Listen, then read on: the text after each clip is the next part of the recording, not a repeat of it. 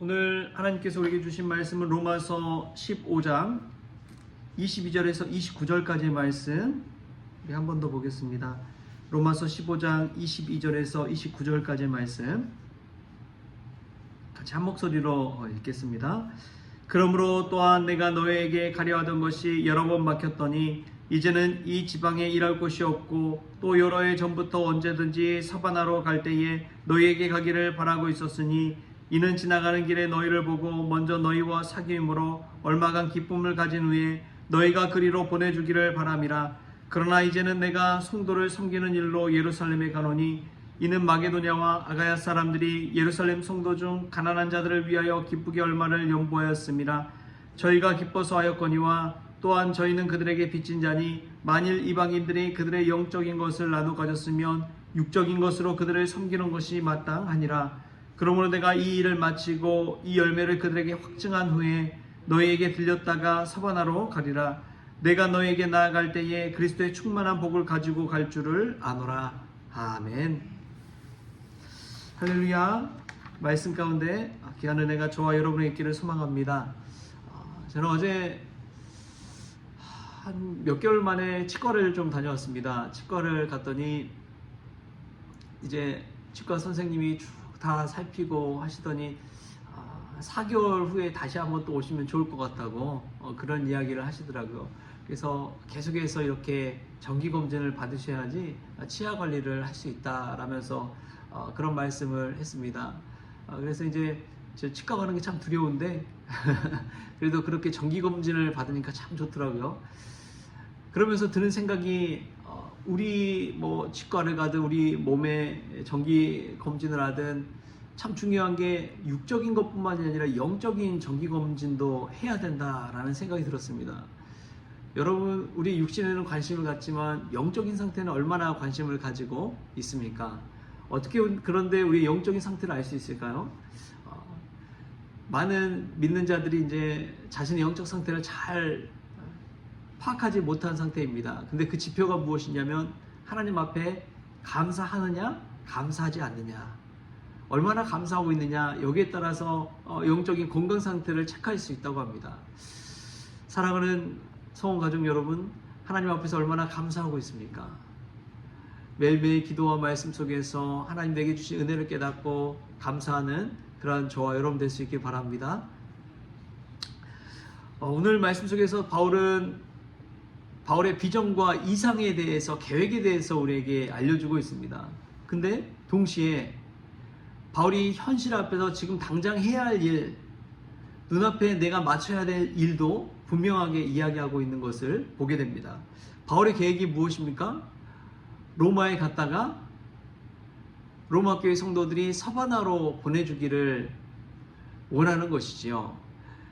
사바나 스페인 땅끝까지 복음을 전하고자 하는 비전이 바울의 비전이 되겠습니다. 그래서 그 비전을 이루기 위해서 로마에 잠깐 갔다가 거기서 로마 교회 성도들과 친교를 나눈 이후에 로마 교회 성도들이 자신을 사바나로 보내주는 그런 계획을 가지고 있었지요. 미래의 계획입니다. 그런데 오늘 말씀 읽다 보면 우리가 깨달을 수 있는 것이 있어요. 그런데 바로 로마로 갑니까? 그렇지 않습니다. 눈앞에 현실적인 내가 해야 할 그 일에도 바울은 충실하게 행하고 있다는 것을 알 수 있어요. 그게 무엇이냐? 예루살렘에 가서 이 구제연금을 들고 가서 예루살렘 성도들에게 전달해 주는 거예요. 기쁨으로 한 연보 헌금을 가지고 가서 그들에게 전달하는 그 일을 감당하고자 했습니다. 이것을 볼 때 이 바울이 참 대단한 게 그것입니다. 이상과 계획이 있고 비전이 있는 그 일을 통해서 가지고 있지만 또한 분명하게 현실에서 내가 해야 할 일에 충실하고 있다는 거예요. 이 두 가지 일을 하는 사람들이 그렇게 많지 않습니다. 저와 여러분은 어떻습니까? 올 한 해 계획을 세웠다고 하지만 그 계획을 이루기 위해서 매일 매 순간의 일에 현실 가운데 내 앞에 있는 일들을 충실하게 감당하고 있느냐 하는 이야기입니다. 꿈은 거창하게 가지면서도 현실에서 내가 하는 일은 과연 무엇이 있는지, 그 꿈을 이루기 위해서 내가 하고 있는 일이 무엇이 있는지, 얼마나 많은 시간과 내가 가진 재산을 가지고 투자하고 있는지 자신 한번 돌아보십시오. 교회 다니시는 분들 중에, 믿음 생활하시는 분들 중에 그런 분들이 많아요. 하나님께 은혜 받기를, 복 받기만을 막 구합니다. 그런데 하나님 앞에서 복 받을 행동을 하지 않는 이들이 너무나 많아요. 하나님 믿는다고 말은 하지만 현실에서는 내 앞에 주어진 시간과 내 앞에 내가 하나님을 위해 하는 일이 아무것도 없으면서도 하나님께 복 받기를 원한다 생각하는 분들이 얼마나 많습니까? 바울은 그런 사람이 아니었다는 거예요. 분명히 믿음의 비전과 계획을 가지고 있었지만 동시에 현실 앞에서 얼마나 충실하게 살았는지 모릅니다. 눈앞에 있는 일에, 맡겨진 일에 최선을 다해서 그 일을 감당했다는 거예요. 여러분, 높은 자리에 올라가고 성공하고 싶습니까? 그럼 오늘 하루 내게 주어진 일에 최선을 다할 수 있기를 바랍니다. 그것이 믿는 자들의 도리고 바울이 보여줬던 이 현실생활, 신앙생활의 자세였습니다. 우리도 큰 이상을 가졌다면, 큰 꿈을 가졌다면 오늘 주어진 작은 소소한 일에 최선을 다하는 충실한 저와 여러분 될 수 있기를 바랍니다. 또 보면은 바울은 영적인 것과 육적인 것을 나눠서 생각하고 있구나라는 것을 깨달을 수가 있습니다. 27절 보면은 이런 말씀이 나와요. 저희가 기뻐서 하였거니와 또한 저희는 그들에게 빚진 자니 만일 이방인들이 그들의 영적인 것을 나눠 가졌으면 육적인 것으로 그들을 섬기는 것이 마땅하니라. 영적인 것은 유대인이 이방인에게 준 것이지요. 육적인 것은 이제 이방인이 유대인에게 빚진 자로서 갚아간다라는 이야기를 하고 있습니다. 서로가 하는 일이 역할이 좀 다르긴 하지만 분명한 것은 영적인 것과 육적인 것을 나눠서 이야기하고 있다는 거예요. 저는 이것을 보면서 그렇구나. 신앙생활 한다는 것은 균형을 잡는 것이구나. 영적인 것에 너무 치우치는 것도 아니고 육적인 것에 너무 치우치는 것도 아니고 좌로나 우로나 치우치지 아니하고 말씀 안에 거해서 뚜벅뚜벅 그 사이를 걸어가는 것이 믿음 생활하는 것이구나. 그것을 떠올리게 됩니다. 신앙생활은 균형과 조화가 중요합니다.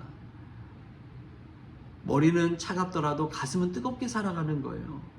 가슴이 뜨거운 사람과 머리가 차가운 사람, 여러분 그것이 조화를 이루어야 된다는 것입니다. 교회 안에서도 저는 마찬가지라고 믿습니다. 섬기는 사람이 물론 많은 교회, 그것도 중요하지만 동시에 비전을 제시할 수 있는 교회가 정말 좋은 교회라고 생각합니다. 육적인 곳에서 뭔가 만족감이 채워지는 교회가 있다면 영적인 것에서도 반드시 채워져야 되는 부분이 있습니다. 그것을 놓쳐버리니까 교회가 타락하는 거예요. 어느 한쪽으로 치우쳐버리면 완전히 딴 세상으로 가는 것입니다. 그러나 바울은 이 이상과 현실 사이에서 오늘 내게 주어진 일들을 잘 감당하는 것과 동시에 영적인 것과 육적인 것을 분별해서 채워가기를, 조화를 이루기를 소망했습니다. 그래서 유대인이지만 이방인의 사도로 나아가는 자신을 보십시오. 영적인 것과 육적인 것을 조화를 이루어 나갈 줄 아는 거예요. 어떤 목사님이 그런 이야기 하더라고요.